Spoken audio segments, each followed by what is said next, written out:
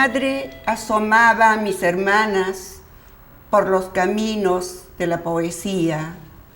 Un ángulo inadvertido ocultaba mi infancia. Observaba su voz de trigo, el movimiento de la tarde adormecida en la encendida retama. Bajo las hojas muertas del estío no basta el presente, son las escuelas rurales de Sollata, Tacamani, Fuentitili, donde construí mi escalera de sueños. Mi madre enseñándome las primeras letras, compañeros quechuas y aymaras disputándose la pelota de trapo. En la orilla del río, blanca paloma del alba nuestra escuela. Queriendo ser como ella, recogí sus cándidos ensueños, ocultando el poema en mis entrañas. Despeiné las hojas de sus árboles, abrí mi camino, paloma herida.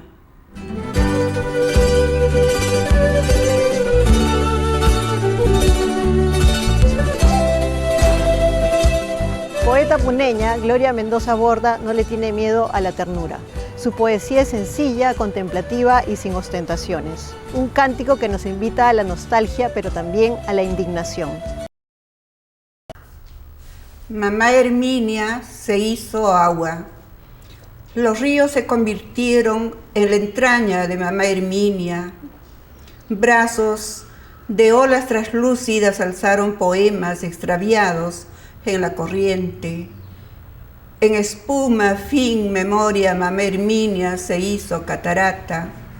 Entre mensajes sigilosos y aves negras, oh muerte, río Sollata nos golpea, nos recuerda, nos envuelve. Del agua salimos, el agua nos sigue golpeando entre las rocas. Gloria, en Puno tú fuiste parte del colectivo Promoción Intelectual Carlos Oquendo de Amat, junto con otros intelectuales y poetas como Omar Aramayo o José Luis Ayala. ¿Cómo fue esa experiencia en Puno y además teniendo en cuenta también la rica tradición de poetas puneños? Cuando surgió el grupo intelectual Carlos Oquendo de Amat, nosotros, la mayoría éramos muy jóvenes. El más viejo de mi grupo tenía 18 años, que era José Luis Ayala. Omar Aramayo tenía 16 años, yo estaba en colegio y trabajamos bastante. Realizamos 2 festivales de la poesía surperuana con invitados muy conocidos como Guillermo Mercado, Horacio Ceballos, Luis Nieto Miranda y otros. Pero el trabajo que nosotros hicimos es llevar la poesía a las calles, llevar la poesía al cementerio, al mercado. Dimos recitales en todos esos lugares insospechados, ¿no? Éramos unos jóvenes que despertaron la atención del pueblo y todos los señores, las señoras estaban atentos a nosotros y decían, pero ¿qué pasó en Puno, no? Todos jóvenes y moviendo el ambiente cultural de Puno. Trabajamos solo 2 años, me parece. Salimos de Puno por asuntos de trabajo, de literatura, de estudios, y el grupo se desintegró.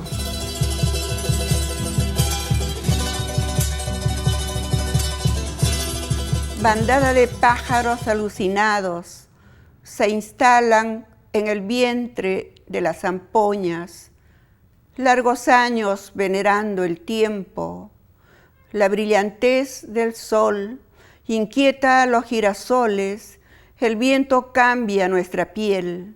Huancané, abre tu soberbia, déjanos vernos río adentro, gritando Wala Wala. Es muy particular en tu poética, con el tema de la memoria, ¿no? Porque hay muchas vinculaciones en tus textos con una memoria personal y sobre todo familiar, ¿no es cierto? Y también colectiva, ¿no? ¿Cómo relacionas ambos temas en tu poesía? Yo creo que en la vida de todos los escritores, de todos los artistas, es muy importante la infancia y de todos los seres humanos, aunque no sean artistas. Esa memoria nos persigue porque nos va a formar más adelante. El recuerdo que yo tengo es fantástico, es hermoso.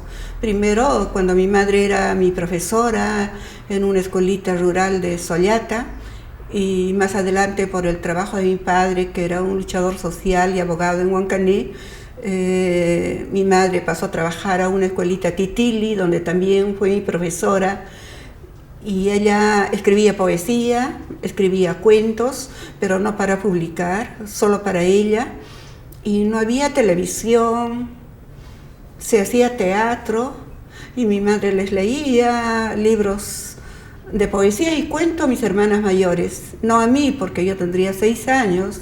Ellas no captaron, fui yo la que capté.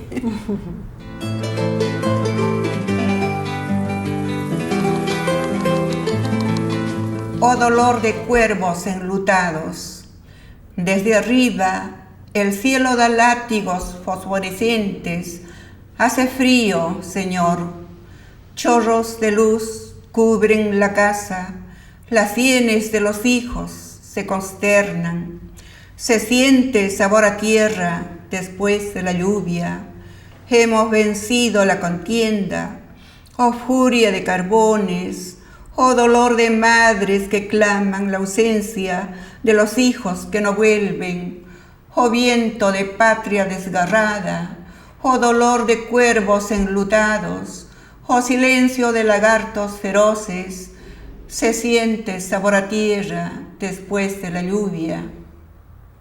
Es bien reconocible en tu poesía la naturaleza, ¿no? El trabajo con la sonoridad, que forma parte de todos estos rasgos de tu poética andina, ¿no? Pero también a partir, por ejemplo, de este libro de acá, Cantati, ¿no? Este poemario, Deshojando Margaritas, tú comienzas también a hablar de otros problemas en las zonas andinas, ¿no? En las comunidades andinas debido a la violencia. ¿Qué importancia en ese sentido tiene la violencia para ti en relación con tu poesía? ¿Por qué incluirla en tu poética? Los años 70 y a inicios de los años 80 yo viví en Ayacucho. Estuve 12 años con mi familia y fue terrible, pues. Primero empecé a estudiar letras en la Universidad San Antonio Abad de Cusco. Luego me casé y me fui a Ayacucho. Todavía no tenía hijos. Y en Ayacucho no estudié algunos años porque yo paraba enferma. Creo que me hizo daño el alejarme de mi familia, ¿no? De mis hermanos, de mis padres. Y no sabía mi esposo que yo iba a continuar estudiando. Regresó de la universidad, porque era profesor en la Universidad de Huamanga, y le dije, me matriculé. Ah, ya, me dijo, qué bien. Y fue para mí muy, muy difícil al inicio, porque había unas clases que las hacíamos desde las 6 de la mañana. Eran las asignaturas de materialismo dialéctico, materialismo histórico. Nos enseñaba un profesor Kawata, teníamos que llevar colores, leer a viva voz, o sea que salíamos a la casa a las 5 de la mañana. ¿Y por qué a esas horas? Porque naturalmente los estudiantes empiezan clases a las 8 de la mañana, sino que nos estaban adiestrando para la lucha armada. Y ellos lo decían, y las autoridades de la universidad lo permitían.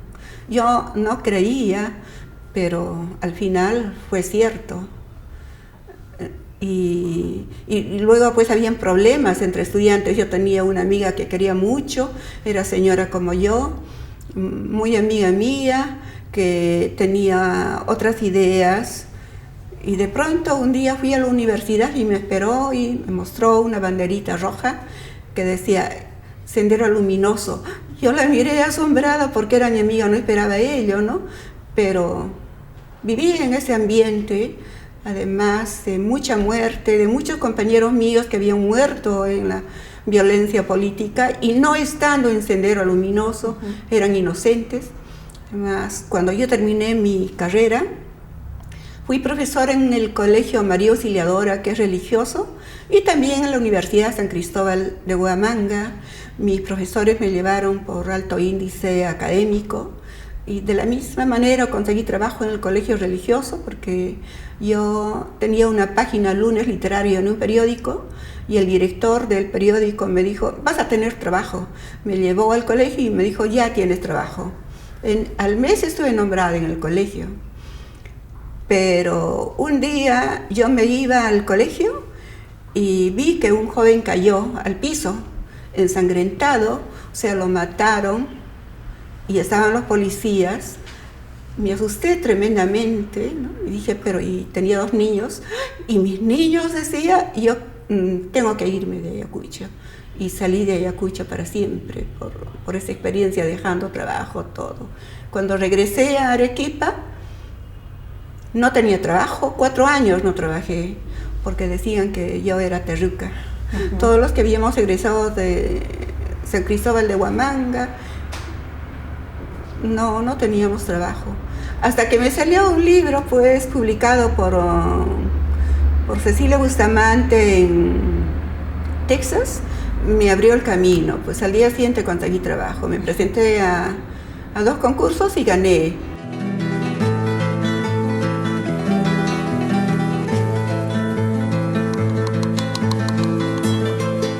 Imanantaj ripunki mamayay, imaynalla ripunki mamitay, richari awichita richari. Te hiciste mi patria eterna, abuela. En este libro, Mi abuela, mi patria, es un libro que tú has escrito en castellano, pero está traducido también al aymara, ¿no? Y también tú misma utilizas, ¿no?, fragmentos, palabras o versos en aymara y en quechua. ¿Qué importancia tiene para ti estas lenguas en tu poesía? Tengo la influencia de la lengua quechua y por mi madre, el aymara. Y bueno, todos tenemos la cultura occidental, ¿no?, la lengua española, y yo de niña manejé las 3 lenguas. Entonces siempre pienso que soy hechura de una multiculturalidad. Me siento una poeta identitaria luego de haber viajado todos los años a Chile y de tener muchos amigos mapuches, y los mapuches hablan de una literatura identitaria que es válida para las muchas culturas aborígenes de América Latina, ¿no? Gloria, ¿qué estás haciendo ahora y cuáles son tus proyectos futuros o inmediatos en la literatura? En primer lugar, quiero reunir los varios artículos que publiqué, páginas enteras que publiqué con selección de nueva poética provinciana, una selección de esos textos y reunirlos en un libro. No sé si el tiempo me alcance, ¿no? Me gustaría también publicar mi obra completa, o tal vez solo una selección de mi obra, porque son varios los libros publicados, creo que son 13, y supongo que serán unos 2 tomos. Y yo seguiré escribiendo hasta donde se pueda, ¿no?, hasta donde los ojos alcancen a leer. La naturaleza, la infancia en el campo, la violencia y la memoria son los espacios sobre los cuales se ha construido la poesía de Gloria Mendoza Borda. Su poesía andina representa una voz distinta en el panorama de la poesía peruana contemporánea.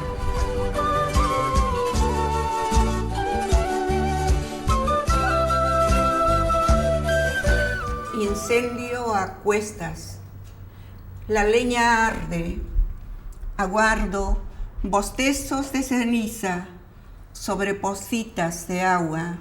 En la orilla de la vida ensayo hoguera con la palabra. El viento trae el presagio de los dioses. Me pinto y despinto, me acerco y alejo, brinco como una perdiz. Soy una gaviota empujada por el tiempo. Soy una pacha con el aroma a malva. Solo fue una ilusión, un lienzo jamás pintado.